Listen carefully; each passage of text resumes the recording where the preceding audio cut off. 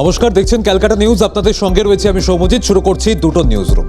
আপনাদের নিশ্চয়ই মনে থাকবে গতকাল বারুইপুরের সভা থেকে অভিষেক বন্দ্যোপাধ্যায় যে র্যাম্প হয়েছিল, সেই র্যাম্পের মাধ্যমে তিনি তিনটি ভূত দেখিয়েছিলেন, তিনজনকে দেখিয়েছিলেন, তিনজনকে মঞ্চে তোলেন যারা এই সদ্য খসড়া তালিকা নির্বাচন কমিশন যে খসড়া তালিকা প্রকাশ করেছে সেখানে তাদেরকে মৃত দেখানো হয়েছে। সেই ভূত দর্শন করিয়েছিলেন অভিষেক বন্দ্যোপাধ্যায়। একে একে সেই তিন ভূতের এবার আরও সন্ধান, তাদের পরিচয়, কেন তাদের দাম এখনো পর্যন্ত কমিশনের এই খসড়া তালিকায় আসেনি, এমন একাধিক বিস্তারিত তথ্য এই মুহূর্তে সামনে আসছে। দুটো নিউজ রুম থেকে সেই খবরে আমরা একটু নজর রাখবো। জানা যাচ্ছে মেটিয়া ব্রুজের একজন তার এই যে খসড়া তালিকা সেখানে তাকে মৃত বলে চিহ্নিত করা হয়েছে, কিন্তু এখনো পর্যন্ত তিনি জীবিত রয়েছেন। এদিকে খসড়া তালিকায় তিনি মৃত। গতকালই একটা খবর আমরা পেয়েছিলাম যে এই ঘটনা সামনে আসার পরেই যখন বারুইপুরের সভা থেকে অভিষেক বন্দ্যোপাধ্যায় তিনি সোচ্চার হন, তারপরে কমিশন পদক্ষেপ নিয়েছে, জেলা শাসকের কাছে রিপোর্টও তলব করা হয়েছে এবং এরই মধ্যে জানা যাচ্ছে যে এই মেটিয়া ব্রুজের ব্যক্তি যিনি এখন খসড়া তালিকায় মৃত, তার পরিচয় জানা যাচ্ছে যে মৃত ভোটার খসড়া ভোটার তালিকায় তার নাম মনিরুল মোল্লা। তাকে মৃত দেখানো হয়েছে খসড়া তালিকায়। জানা যাচ্ছে 52 বছর বয়সী এই ব্যক্তি, তিনি খসড়া তালিকায় মৃত। পাশাপাশি তার দাদা মফিজুল ইসলাম, তিনিও কিন্তু খসড়া তালিকায় মৃত। ভাবুন, পাশাপাশি আরও একজন রয়েছেন, তাকেও মৃত দেখানো হয়েছে খসড়া তালিকায়। জানা যাচ্ছে তার অর্থাৎ মনিরুলের বৌদি, তাকেও কিন্তু এই খসড়া তালিকায় মৃত হিসাবে চিহ্নিত করা হয়েছে। তিনজনকে আমরা দেখেছিলাম, যেখানে দুজন মেটিয়া ব্রুজের এবং একজন কাকদ্বীপের বলে দাবি করেছিলেন, যারা এই কমিশন প্রকাশিত খসড়া তালিকা তারা মৃত বলে চিহ্নিত হয়েছেন। এবার জানা যাচ্ছে যে শুধুমাত্র মনিরুল মোল্লা একাই নন, তিনি এবং তার পরিবারের আরও কয়েকজন, তারা কিন্তু এই কমিশনের প্রকাশিত খসড়া তালিকা সেখানে তারা মৃত বলে চিহ্নিত হয়েছেন। জানা যাচ্ছে মনিরুলের দাদা এবং তার বৌদি, তারা তিনজনেই কিন্তু খসড়া তালিকা যে প্রকাশ হয়েছে সেই খসড়া তালিকায় মৃত বলে চিহ্নিত। আবারও একবার আপনাদের জানিয়ে রাখবো, মনিরুল মোল্লা তিনি যেমন মৃত বলে চিহ্নিত রয়েছেন, পাশাপাশি তার দাদা মফিজুল ইসলাম, তাকেও মৃত বলে চিহ্নিত করা হয়েছে এবং মনিরুলের বৌদি রশিদা বিবি, তাকেও খসড়া তালিকায় মৃত বলে চিহ্নিত করা হয়েছে। এই যে কমিশন খসড়া তালিকা প্রকাশ করেছে এবং তারপরে এই মুহূর্তে শুনানি পর্ব চলছে, দিকে দিকে আমরা দেখতে পেয়েছিলাম যে প্রথম যে কমিশন যখন এই খসড়া তালিকা প্রকাশ করে তার আগে ঠিক কত নাম বাদ গেছে সেই তথ্য একটা সামনে এসেছিল। 58 লক্ষ নাম বাদ গেছে, যার মধ্যে এই কেউ মৃত, কেউ স্থানান্তরিত বা কাউকে খুঁজে পাওয়া যায়নি, এমন যারা তাদেরকেই এই 58 লক্ষ নাম বাদের তালিকায় ফেলা হয়েছে। এই মৃতদের মধ্যে তালিকায় যারা রয়েছেন তার মধ্যে মনিরুল মোল্লা, তিনিও কিন্তু একজন। শুধু তিনি নয়, তার পরিবারের আরও দুজন রয়েছেন, অর্থাৎ তার দাদা এবং তার বৌদি, তাদেরকেও কিন্তু এই যে কমিশন প্রকাশিত খসড়া তালিকা সেখানে তাদেরকে মৃত চিহ্নিত করা হয়েছে।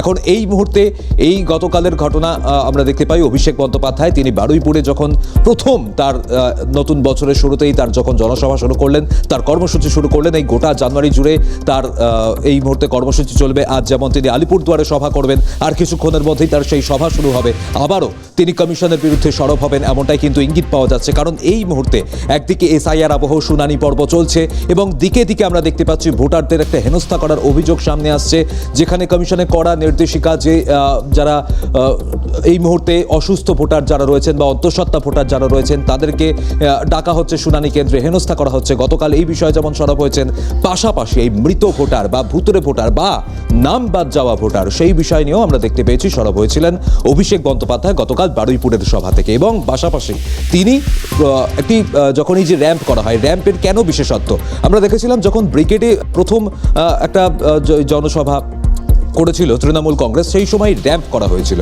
এবার বারুইপুরে জনসভা অভিষেক বন্দ্যোপাধ্যায়ের, সেখানে র্যাম্প কেন করা হলো তারও গতকাল ব্যাখ্যা দেন এই তিন ভূতকে মঞ্চে তুলে, সেই র্যাম্পে তুলে, এবং সেই তিন ভূতের পরিচয়ও দেন অভিষেক বন্দ্যোপাধ্যায়। আজ মনিরুল মোল্লা এবং তিনি যে একা শুধুমাত্র কমিশন প্রকাশিত খসড়া তালিকায় যে মৃত বলে চিহ্নিত হয়েছেন তা নয়, তার দাদা এবং বৌদি তারাও কিন্তু কমিশনের প্রকাশিত খসড়া তালিকায় মৃত বলে চিহ্নিত। আমাদের প্রতিনিধি অভিরূপা সাহা কি তথ্য তুলে ধরেছেন, অভিরূপা হাজরা কি তথ্য তুলে ধরেছেন দেখাবো আপনাদের। শওকত আলী মোল্লা সাউথ 24 পরগনার গার্ডেন রিচ এসির বাসিন্দা। এই ফর্ম ফিল আপ করেছিলেন তিনি, আমার হাতে আপনারা যে ফর্মটা দেখছেন এই ফর্মটা তিনি ফিল আপ করেছিলেন, বিএলওর কাছে জমা দিয়েছিলেন এবং বিএলও এসে বাড়িতে এসে সেই ফর্ম নিয়ে গিয়েছিলেন পর্যন্ত।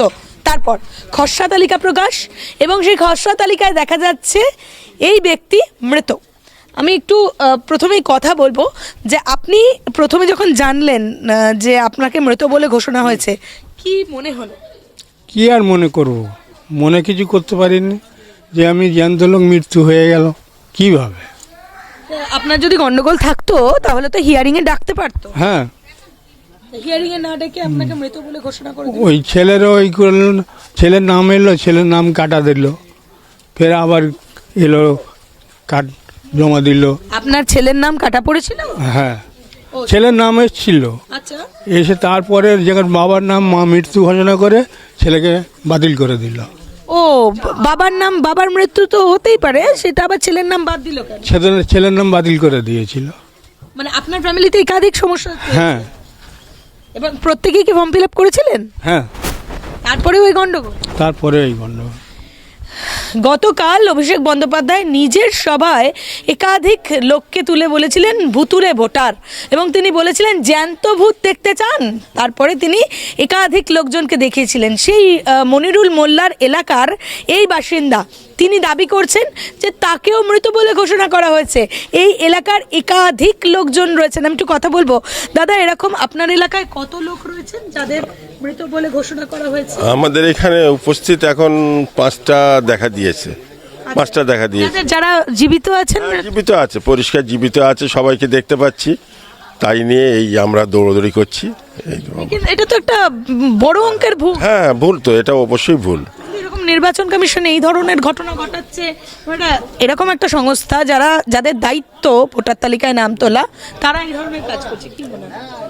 মনে হয় এটা ভুল করছে, এগুলো ভুল করছে, না জেনে শুনে এগুলো এই এমনি শরীর খারাপ, এই তাই শুনে তাই শরীর খারাপ হয়ে গেছে, তাই নিয়ে ব্যস্ততা, যে আমরা বেঁচে থাকা অবস্থায় মৃত ঘোষণা করলো, তাই একটা মনে চিন্তিত, তাই নিয়ে দৌড়দৌড়ি করছে। এই এখন এই অসুস্থ ব্যক্তিকে দৌড়দৌড়ি করতে হচ্ছে কি না, যে মৃত নন, তিনি যে জীবিত, এটা প্রমাণ করতেই তাকে নির্বাচন কমিশনের বিভিন্ন জায়গায় দফতরে দফতরে যেতে হচ্ছে। আদতে তিনি কি করবেন সে সম্পর্কে স্পষ্ট ধারণা তার নেই। এবার কমিশন কি করে সেটাই এখন দেখার বিষয়। ক্যামেরায় সঞ্জিত চক্রবর্তীর সাথে অভিরূপা হাজরা, ক্যালকাটা নিউজ। দেখুন, এই মুহূর্তে এই ভূতেদের ভবিষ্যৎ কি হবে এটা তো একটা বড় প্রশ্ন থাকছে। পাশাপাশি গতকালই যে মনিরুল মোল্লা, যাকে অভিষেক বন্দ্যোপাধ্যায় বারুইপুরের জনসভায় যে র্যাম্প হয়েছিল সেই র্যাম্পে তুলেছিলেন, এই মৃত ভোটার, ভূতুরে ভোটারের পরিচয় করিয়েছিলেন তার দাদা বৌদি, তারাও কিন্তু খসড়া তালিকায় মৃত। তাদের সম্পর্কে কি এই মুহূর্তে খবর সামনে আসছে? আমাদের প্রতিনিধি অভিরূপা হাজরা ঠিক কি ছবি তুলে ধরেছিলেন দেখাবো আপনাদের। দেখো, 139 কেএমসি ওয়ার্ড নাম্বার 139, এই মেটিয়াবুরুজের আমি যেখানে দাঁড়িয়ে রয়েছি, এই বাড়িতে মনিরুল মোল্লা থাকেন। মনিরুল মোল্লা গতকাল অভিষেক বন্দ্যোপাধ্যায়ের র্যাম্পে হেঁটেছিলেন এবং তিনি অভিষেক বন্দ্যোপাধ্যায় দেখিয়েছিলেন যে কীভাবে ভূত ভোটার বা ভুয়ো ভোটার, ভূত ভোটার বলা যাচ্ছে, মানে যাকে জীবিত রয়েছেন অথচ নির্বাচন কমিশন তাদেরকে মৃত বলে ঘোষণা করেছে।